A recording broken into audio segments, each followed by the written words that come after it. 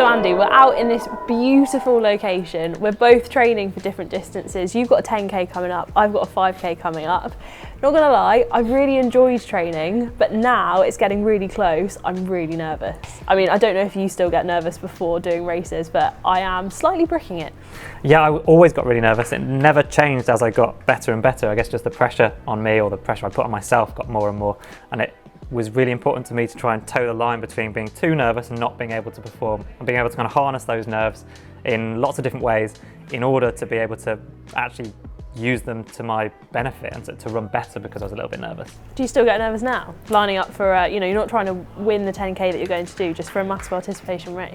Yeah, embarrassingly, yeah. I didn't think I would, because I'm so much slower now and I'm never going to be able to hit the heights that I once did hit. But yeah, the competitor in me comes out the closer it gets to a race and the more nervous I get, particularly the night before. Well, that's good to know that everyone gets nervous. So we're all starting off on the same page, and I'm sure lots of you as well get nervous before races. So we're going to go through what you can do so that you're standing on that start line and in the race and not feeling all jittery and nervous, which I know a lot of us do. So starting off with the nerves during training. You can turn up to a session, I know I have, where I've had to hit race pace, and the whole day I feel sick if I plan to do it before, after work, or just as I'm starting to do it, I feel awful. What's your advice for people who feel like that? The luxury I had was training in the morning most of the time. I had some of my biggest workouts in the morning, but sometimes I had to shift them to the evening because that's when my big race was going to be, and so actually doing it at the time that I was going to race was beneficial to me. I would try to stick to my routine. So every week I'd have the same structure to my week.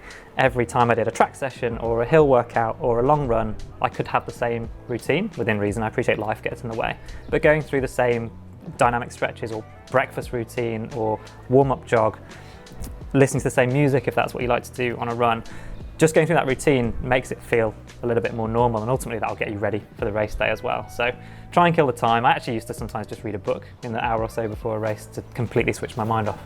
I guess as well, if you do things that are kind of slightly more mundane, like if you always do the same things and it just becomes that kind of routine, then it's not. I think one of the things that can be so scary about a big session is it's the first time you've ever done it.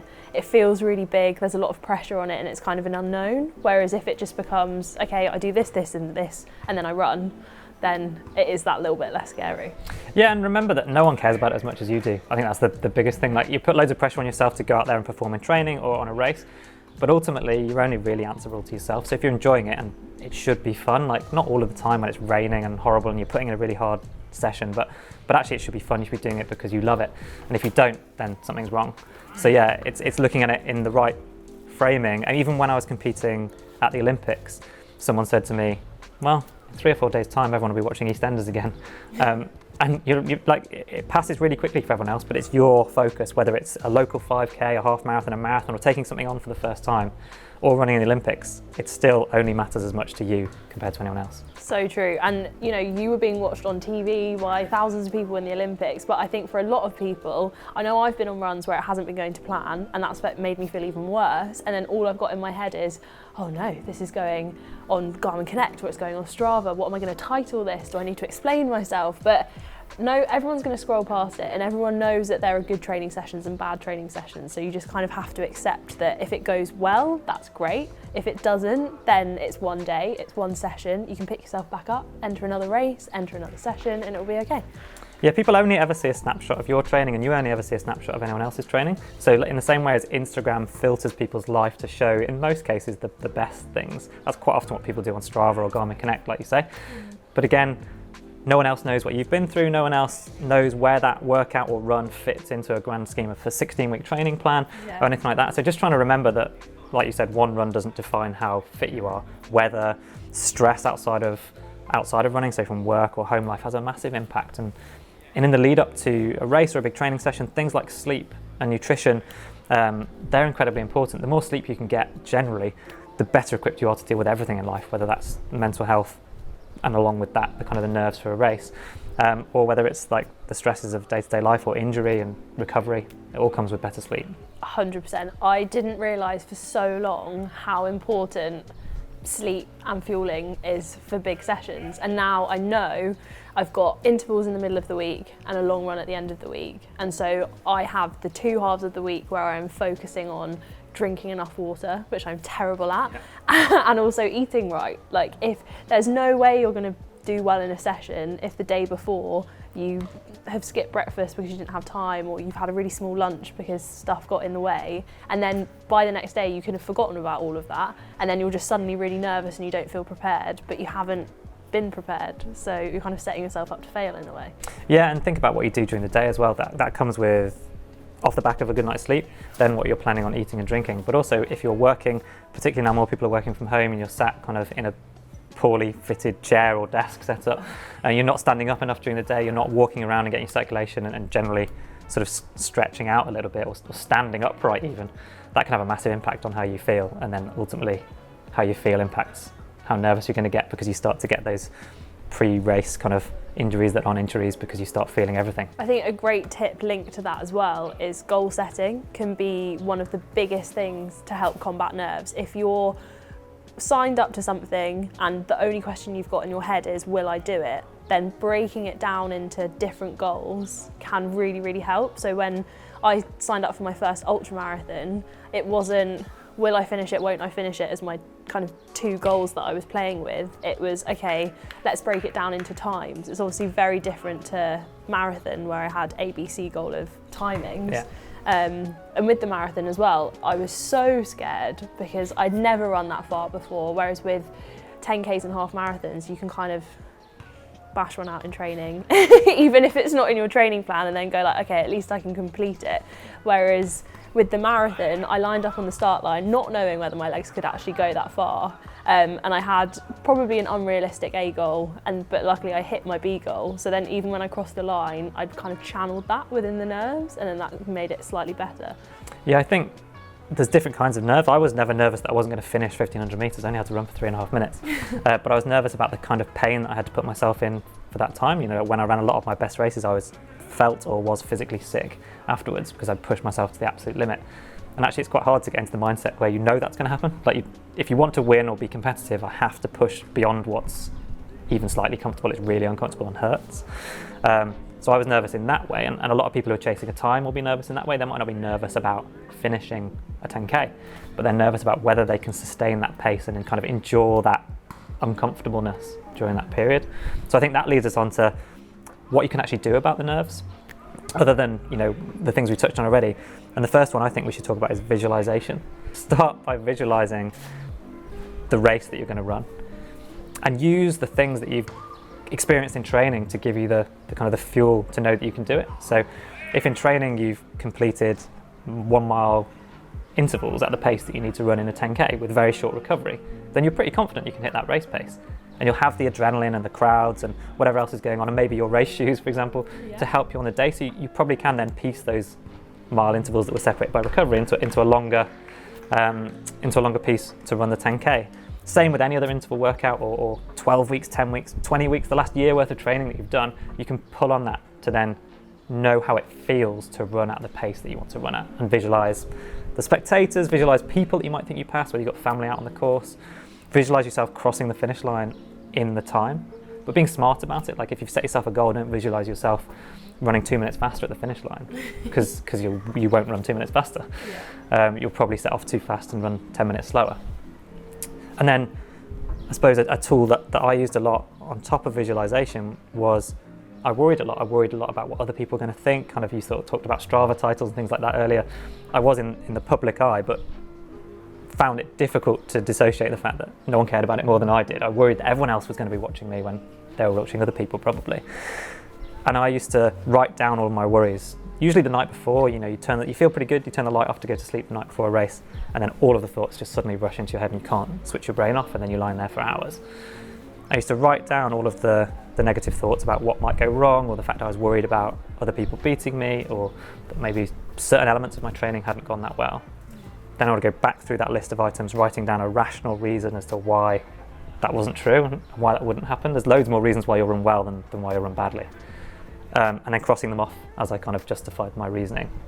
And then I was done, and I'd kind of put that to bed, and I could turn the lights off and go to sleep, and those thoughts had already been dealt with. So we talked a lot about training and nerves. Now let's flash forward to race day itself, or a little bit before, the night before. What are your top tips?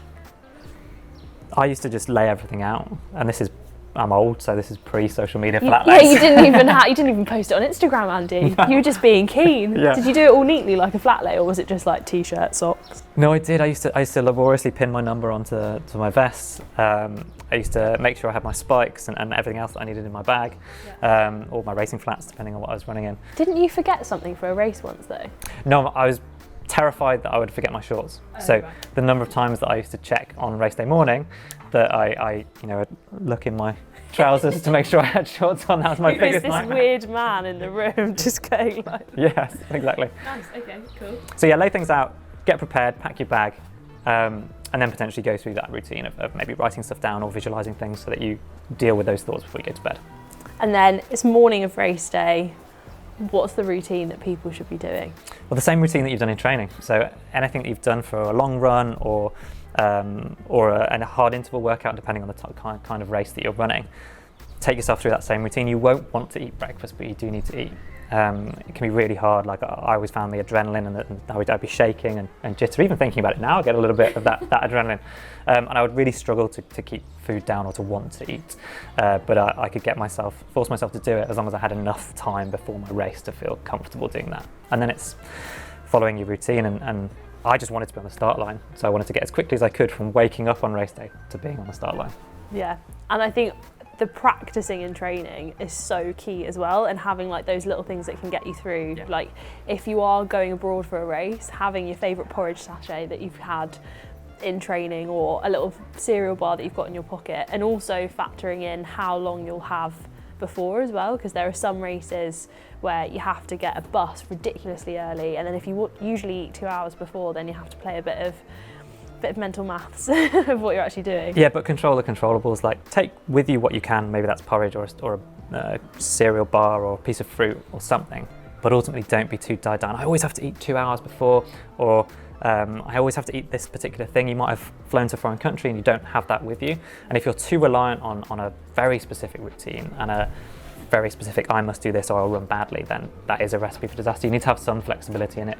Yeah, I'm quite like superstitious with stuff, and before doing my marathon I'd said for ages, and I think I actually also said on camera I'm going to write down a mantra on my arm. Completely forgot. Like the morning of race day was a lot, and getting breakfast, getting ready, filming, like doing everything, and then I remember standing in the pen with just loads of people around, looking down at my arm and going, oh no, I haven't got anything written on my arm, that's it, I can't run a marathon, game over. Yeah, all sorts of silly things go through your head. The being on a start line for me, you kind of would look along this row of faces, or you see people doing their strides beforehand, and you need to be focused on yourself, but you can't help worrying about all these other people. And I remember someone once saying to me, because I'd be worried about all these other amazing people that I was running against, and they would just be like, oh well, those guys took a shit and wiped their ass before racing today, same as you. They're just normal people. I mean, that's an important point. Get your nervous poo in. Yes, yeah, that's part of the routine. I think you need to make time for that. Remember that you're likely to need to use the bathroom more on race day because of the nerves, yeah, for sure.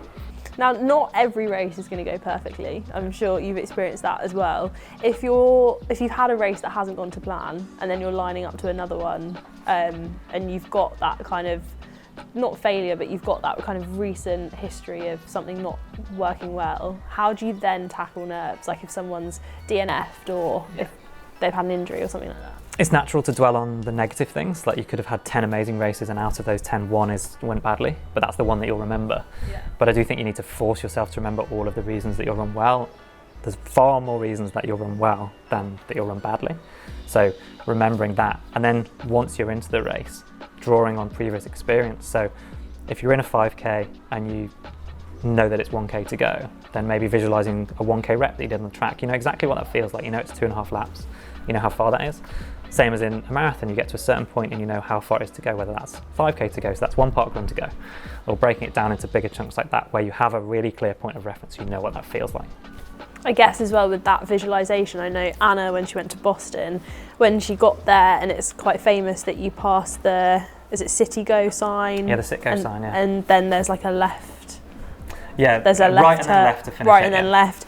If you visualize that and you've got that in your head, then when you get there, it kind of all falls into place and you know exactly where you are. Because especially on a marathon, you can try to visualize the whole course, but your brain will kind of squash bits together, or then you actually get there and it'll seem way longer than you actually think. But then if you've got those key moments where you know, then you can kind of piece them all together. And yeah, it's not realistic to sit down and visualize for 4 hours in real time. And whereas I probably could have done that, racing for 3 or 4 minutes to run at 1500 or a mile. I could sit down and probably have a pretty good gauge of real time, picturing exactly where I'd be and how I would feel and where my competitors might be. But yeah, I think just fixating on recognisable landmarks or people that you know might be cheering you on at a certain point in the race, that can help the nerves drift away, because you've got something to look forward to. If you had one tip for someone who gets really nervous or anxious before a race, what would it be? It's personal to me, but writing stuff down. I think taking it out of your mind, allowing yourself to kind of have this helicopter view of it and not be so lost in your kind of laser focus of selfishness, like you're thinking everyone cares about you. Take yourself out of that by writing it down. Try to force yourself to analyze things in the way that a kind of an objective observer was, someone completely unconnected to you. They say, well, of course you'll be fine, you've done this, and this. Make that rational assessment, and then actually I think you'll find it's a pretty powerful tool. Nice. Well, hopefully that's answered some of your fears and worries about racing. If you've got any more questions for us, then do let us know in the comments down below. We wish you the best of luck for any races that you're preparing for. Let us know which ones you're going for, and we will see you next time on the Running Channel.